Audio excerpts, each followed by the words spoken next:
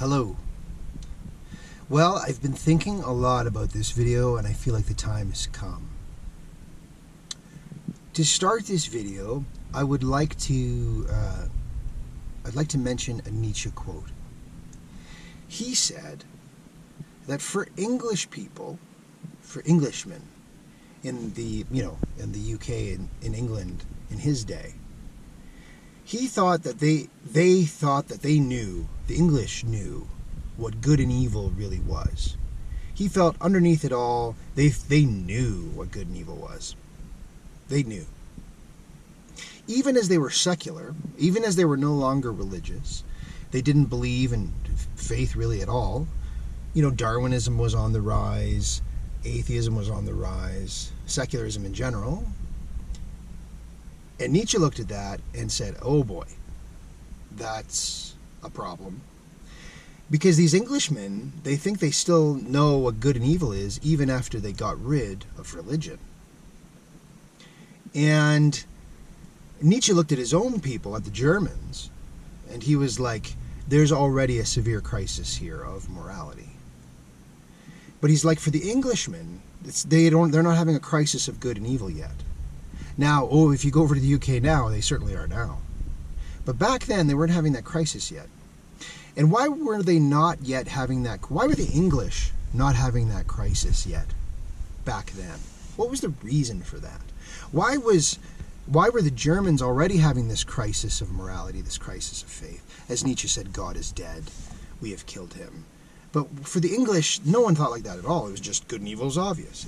Nietzsche said for the English, the dominion of Christian values, regardless of the rise of secularism, was the domain of Christian values still held sway. The people didn't even think to question, well, it's obvious that we ought to love one another and be kind, and it's obvious that people have human rights, and those rights need to be protected, etc., etc., right? Products of the Christian Revolution, as historian Tom Holland has explained it well in his book Dominion and in his many interviews. So Nietzsche looked at his own people and was like, well, we're obviously having this crisis of good and evil already. But the English are not yet. And he says that's because the dominion of Christian values, he called it, still held sway despite their supposed secularism, their atheism. But Nietzsche predicted that a time would come when for England too the crisis of nihilism would fully envelop the West. And indeed, lo and behold, hello, here we are. But back in Nietzsche's day, for the Germans, this crisis was well underway. It's well underway now for us, but for Germany before the wars, it was already well underway. Now, would the Germans admit this back then? Would Nietzsche's contemporaries admit this crisis of values? Very few. There were people like Schopenhauer who recognized it was a pivotal time, and Schopenhauer, according to Nietzsche, sided at the end of the day, even though he rejected religion and Christian dogma, Nietzsche saw Schopenhauer as ultimately siding with Christian values, and thus his slide into pessimism. But Nietzsche could see that for Germany, this crisis of values was basically everywhere. But it was insincerely expressed. And as I mentioned in a previous video called Nietzsche's Sister, Nietzsche's sister, Elizabeth, was a very good example of the average German who was unwilling, unable to let go of German Protestantism. According to Nietzsche, which was a very insincere faith. Indeed, one of the most insincere representations of so-called Christianity that Nietzsche had ever seen. Nietzsche looked at it and was basically like, this isn't really even real. He said, has there ever been a more lounging, pathetic faith than German Christianity? Has there ever been anything like that? And I tend to believe him. I really believe him because it matches my experience very well. I don't know if I've ever yet met a German, a pure-blooded German who has a passion for understanding the Bible in its context and the Bible story. I've known lots of different types of Germans. I've known Mennonite Germans. I've known Lutheran Germans. I've known secular Germans. I've known all sorts of Germans. And even the religious ones, they have little interest in their own Bible. And me, coming from a weird background where I had a passion for antiquity and the Bible story when I was young, I still love the Bible story. I still love ancient stories. I love myths. I love all of it. When I would ask questions about that, especially Germans, looking back, again, whether Mennonite, whether Lutheran, whether whatever, Catholic, none had much interest in it. Which is, of course, extremely ironic. Like, that reality is just overflowing to the brim with irony. Because the whole point of being a Protestant, the whole point of being, following Martin Luther's example, was to stick it to the man, to fight papal corruption, that corrupt Catholic Church that's, charging people indulgences and not letting the average person read the Bible for themselves, Wasn't that always what Protestantism was about? And so, like, when a Catholic may feel guilty about a lot of different things, but one thing that the Catholic cannot feel guilty about, a Catholic cannot feel guilty about not reading the Bible, because in the Catholic Constitution, it's explicit. The magisterium will read the Bible for you. You don't need to read the Bible. Please don't read the Bible. The church will read it and interpret it for you, which I think for a lot of people, particularly a lot of Germans, that was a load off their back, That, oh, good, I don't really want to read it anyway, And so, but when Luther comes around, he's like, no, we need the, right to, so he gets the printing press comes along, and, they print Luther's Bible, this famous book, and, but the Germans, then they have a real problem, because they're like, yeah, Luther's awesome, he stuck it to the man, and they're like, now we can read our own Bible. Yes, we can read it. Don't need to go through these corrupt people. We can read it ourselves, and woo, and then the Germans are like, maybe, I don't know if I want to read this. And so it's very ironic, right? Because you're a Protestant, a Protestant. You're participating in the protest against the church so you can read your own Bible, and then you get the book, and then you realize, I don't really have much interest in this, which is what most Protestants have been. So it's just dripping with irony, right? In some ways, it's better if most people, particularly Germans, I've never met any Germans who have a passion for the story of the Bible. It would be better if they were just Catholic, because then they have explicit permission to not. It's okay to not read the Bible. The magisterium will do that for you. It's a really beautiful sort of, hypocritical or not, it's a very nice thing. You just don't have to worry about it. Hooray! But Nietzsche, in his day, he looked at his own people, these German Protestants, and they were all like that, particularly his sister. Elizabeth, she loved the opera house, She loved wining and dining. She had to be prestigious. She just had to. And there was this weird connection in the German consciousness, the German mind. This connection between Protestantism was like, it was kind of like, being a Protestant then for the Germans was kind of like just being a Catholic. They had turned it into that.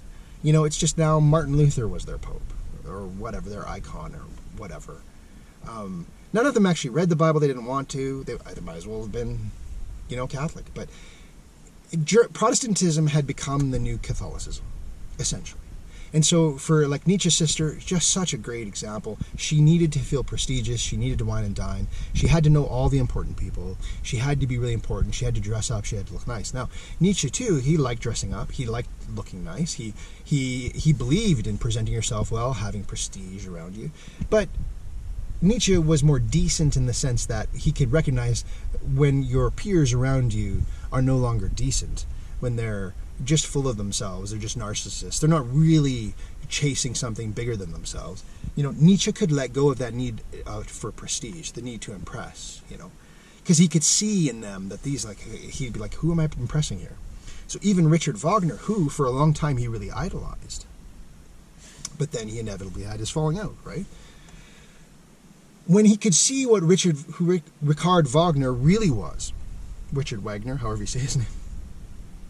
When Nietzsche could see who he really was, Nietzsche was like, ugh. And then he ran away from the opera house, and he abandoned all that prestige in a moment. And it turned out well, because when Richard Wagner read part of his book, I forget which book, but anyway, it had a lot of anti-Christian sentiments in it, anti-Protestant sentiments in it. Richard Wagner just didn't want to talk to him anyway. So it was a mutual kind of falling out in a sense. But in Nietzsche's time, the Protestantism was like the Catholicism. It was like, there was a general connection to the greatness of Martin Luther, to the greatness of Luther's Bible, and sticking it to the man. It was just a generalized connection. No one actually read the Bible. No Germans had a passion for the Bible to understand things.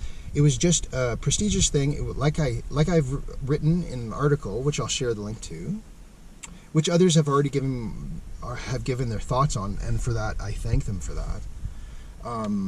I thank you for that, dear viewers, who have given your thoughts already. I will leave a link to this article below, where you can check this out. Christianity, in Nietzsche's view, to the Germans, was essentially a black box. It was in the background, kind of like how Catholicism is in the background for people. No one actually cares about the Bible or anything. It's just a religious thing in the background, because you need something you can go to. When you have a wedding or a funeral or whatever, you need these icons of religion to give prestige to and help create memories for important time posts in your life, where when someone dies, or when you get married, or someone's born, or whatever. The church had always been the go-to to help commemorate these things, commemoration. And so what people wanted essentially was to just have a religion that commemorates, but not a religion that you actually look into. Like, you don't actually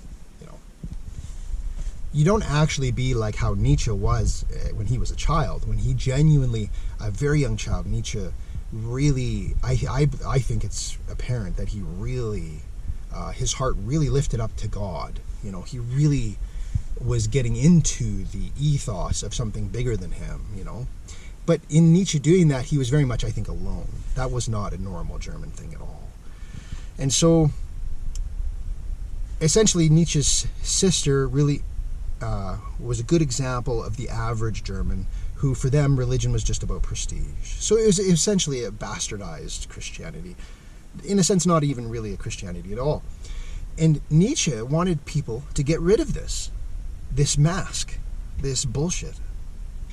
And he could see in his own people, for a while he thought he was Polish, maybe he did his whole life, I'm not sure, but we can be pretty sure Nietzsche was German.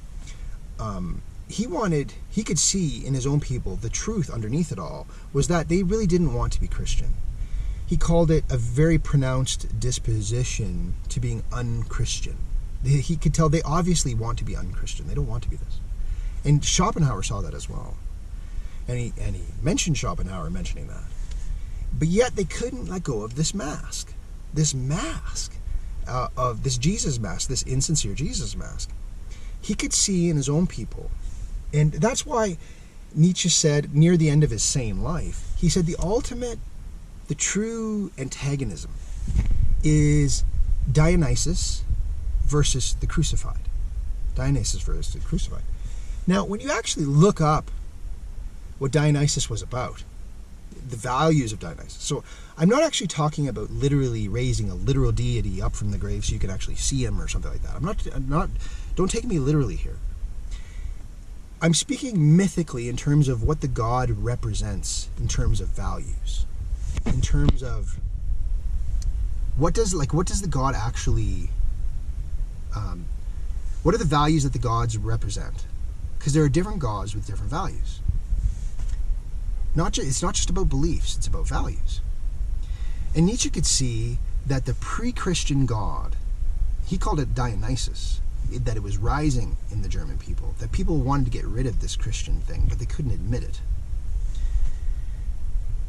And interestingly, Carl Jung, when he would inevitably see the rise of the Nazis, he would say that as the Nazis were rising, as this phenomenon was taking over Germany, he called it the rising of Wotan, Odin. And also Carl Jung, when he looked at Nietzsche talking about Dionysus, Carl Jung concluded that this Dionysus of Nietzsche was the same thing as old Germania's Wotan. And I think he was right about that, because the values of Dionysus and the values of Wotan are very similar. It's a very similar myth. And it's very opposed to St. Paul's Christ crucified, St. Paul's Christianity, even to the ethos of Jesus' Sermon on the Mount. Very much opposed, kind of like oil and water, you know? And so Nietzsche looked at his people, they're like, okay, well, you guys clearly want to be Odin, Wotan. You clearly want that. You really want that. But you can't let go of the Jesus mask. But Jesus is incompatible with Odin and Wotan. They're really incompatible. You have to explicitly get rid of Odin and Wotan. You have to, because they do not mix. They're oil and water. And my hypothesis is that the ultimate reason for the Holocaust, and again, whether the Holocaust was 10 people or 10 million, it kind of doesn't matter for the sake of my argument here, for the sake of this video. The ultimate cause of the Holocaust was the Germans' inability to shed the Jesus mask that was sitting on top of Odin. So Carl Jung talked about this mask, and that's very important to me. I very much appreciate him doing that. He talked about that. But I think, and correct me if I'm wrong, if there's someone else who's made this thesis already, please let me know. I would appreciate it. But as far as I can tell, I'm the first person to actually point out that to take Carl Jung's idea, Nietzsche's ideas, and then after it all, after the Holocaust, to conclude that the scapegoating of the Germans during World War II onto the Jews, which, by the way, is an incredibly ambiguous word.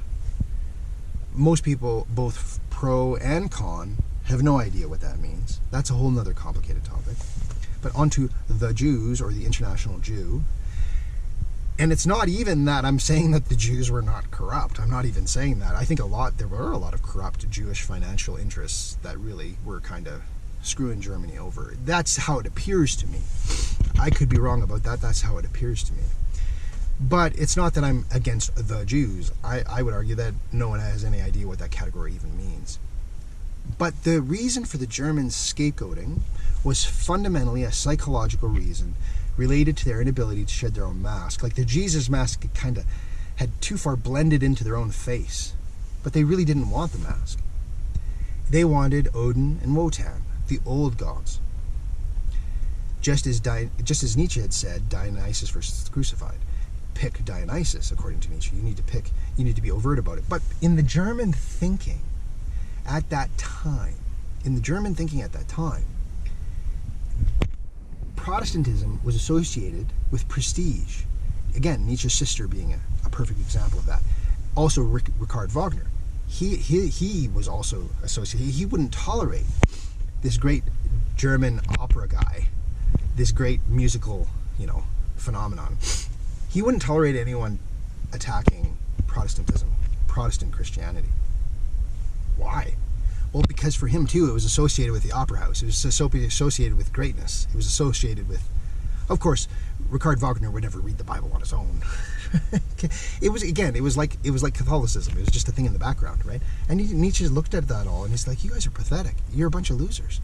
You want to be Odin, Wotan, Dionysus, whatever, but you can't shed this Jesus mask. And he's like, this is oil and water. Get rid of the fucking mask. Drop it. And Nietzsche was willing to do that. Nietzsche had balls, When it comes to Germany, Nietzsche had all of Germania. I would say Nietzsche, more than anyone else, had a beautiful combination of testicular fucking fortitude and true love in his heart. He was just ballsy, this guy, Nietzsche. Whew, amazing. he could diagnose his own people, and he would be willing. Another commenter mentioned this in one of his comments, just the courage of Nietzsche to be willing to forsake prestige, to accept total loneliness and isolation, just to point out the obvious fucking facts of his own society. Germany did not want to be Protestant. They didn't. It's just amazing, really,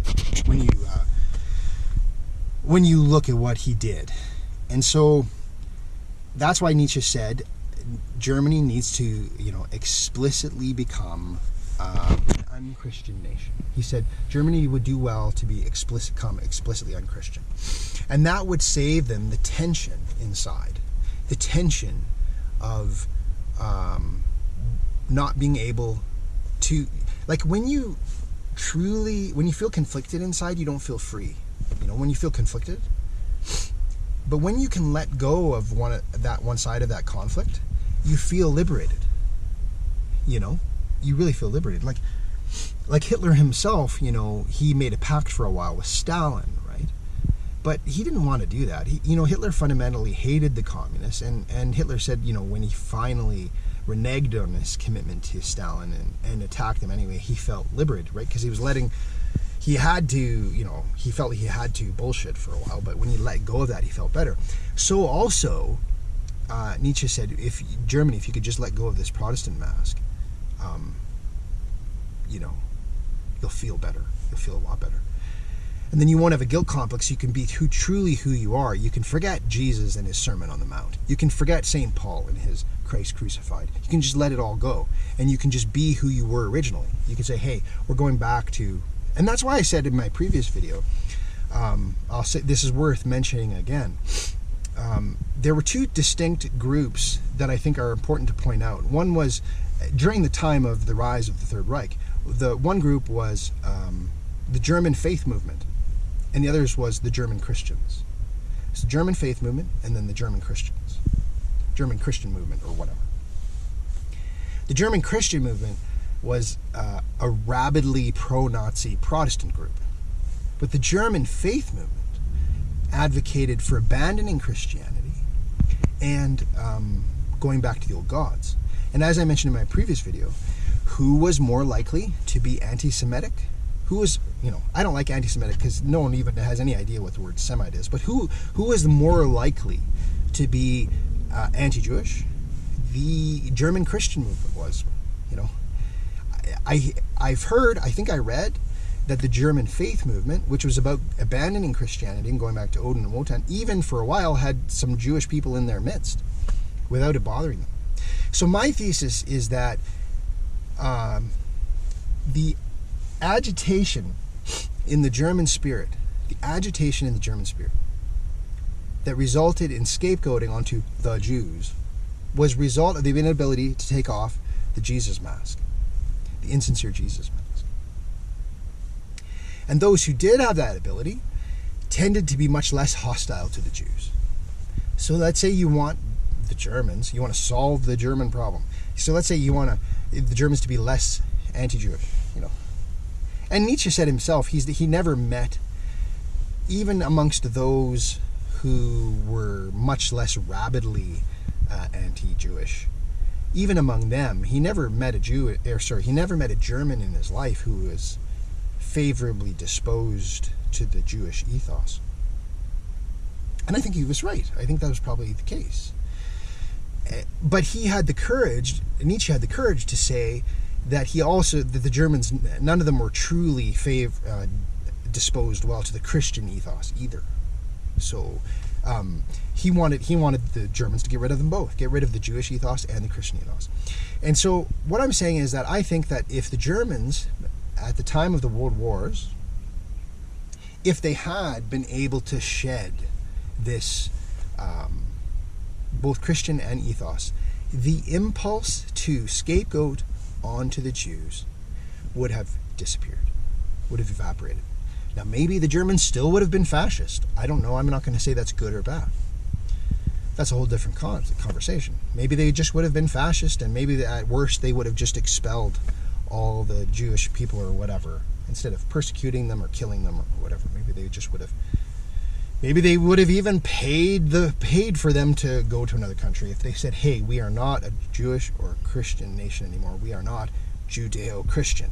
You know, maybe think. You know, I tend to think, yeah, if they could have done that, they just the felt need to scapegoat onto the Jews was a result of the inability to shed the Jesus mask. And so, where am I ultimately going with this?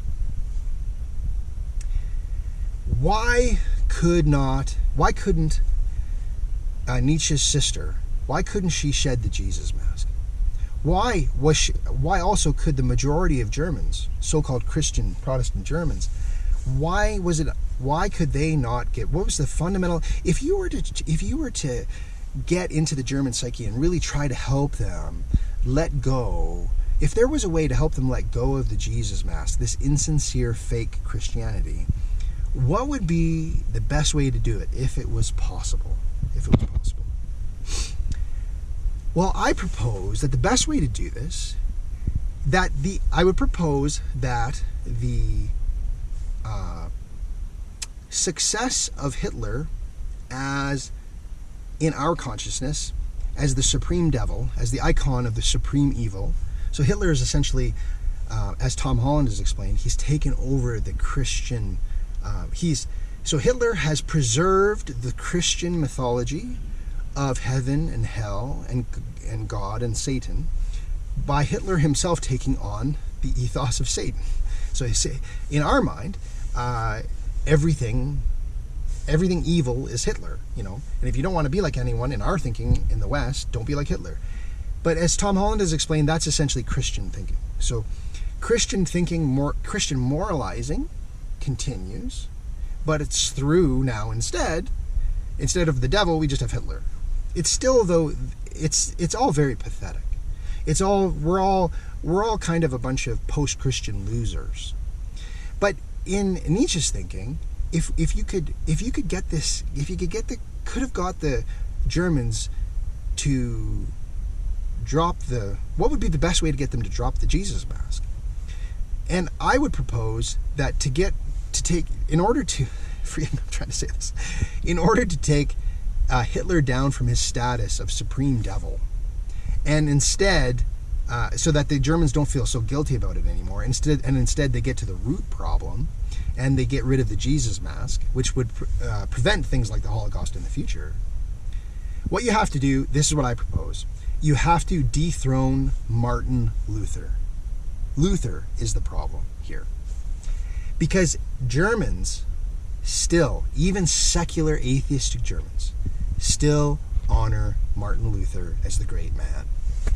And as Nietzsche would see, now Nietzsche when he was young, he also idolized Martin Luther as a great man. Of course, he was just a kid at the time, but then he grows up and he realizes, whoa, this guy isn't what he thought. I propose, in order to fix this German problem, you have to dethrone Luther as a great man. And in reality, I have totally done that in my own mind. To me, Martin Luther was just a decadent. He did not do anything he did out of, a sense of altruism or, deep concern for his people or anything like that. Everything with Martin Luther was motivated by deep, deep internal pain. Both spiritual, psychological, and physical pain. And I have written an article, some of you have read already, and I appreciate that, called From Luther to Hitler, Intestinal Torment, and Religious Ambivalence in the German Soul. And I'll provide a link to that below where you can go read that. I would appreciate any thoughts that you can give on that article. For those who have not checked it out yet, for those who have already, thank you. But I propose that the reason Hitler remains in the high status of supreme devil is because we have not got around yet to dethroning Martin Luther from his... it's not enough for Germany to just become secular. Oh, I'm an atheist now. Nietzsche looks on and says, no, you're just a pathetic post-Christian. To truly go back to Odin and Wotan, you have to dethrone Martin Luther from his high tower. And you have to see through his bullshit. And if you can see through Martin Luther's bullshit, then you have a chance for Germany to truly find again the old Odin Wotan ethos, without guilt, without shame. And then you have a chance to also understand Hitler and how that all happened. And then we can truly move on. And then instead of now, in Germany, for instance, where it's an absolute state of chaos, well, I mean, there's chaos everywhere in different parts of the world, but in Germany in particular, it's pretty bad because no one wants to talk about the problems in society being caused by immigrants or whatever, because everyone's literally terrified of being called a Nazi. Well, why are they afraid of being called a Nazi? Because people haven't been able to bring love to why that happened, compassionate understanding to why that happened in the first place. You have to bring compassionate understanding to why that happened. But in order for that to happen, the Germans have to see, yes, we have been wearing this insincere Protestant fake Christian mask. And yes, you're right, we really don't want to be this at bottom. Schopenhauer was right. Nietzsche was right when they said that Germany has a pronounced disposition to not being Christian. So you have to get back to the original icon that even the atheistic and secular Germans are still hailing, even in their secularism, they're still hailing Martin Luther as a great man. The myth of Luther must be demolished. His myth must be undermined. That, I propose, is the way forward. And I will include below a link to the article where I get into this at much greater length. And I will also have another article elaborating, unpacking more Carl Jung and his witnessing of the rise of the Third Reich and his perception of Nietzsche, and how he was the first one to say this Odin with the Jesus mask. And I will have another article coming on that as well. But in the meantime, you can click on the article. It's a very long article. You'll need a bunch of time to read it. I will include that below. Anyway, I'm trying to say a whole bunch of things at one time. I hope I've put forward a kind of a coherent message. Please do check out that article, and thank you if you've gotten this far. Thank you.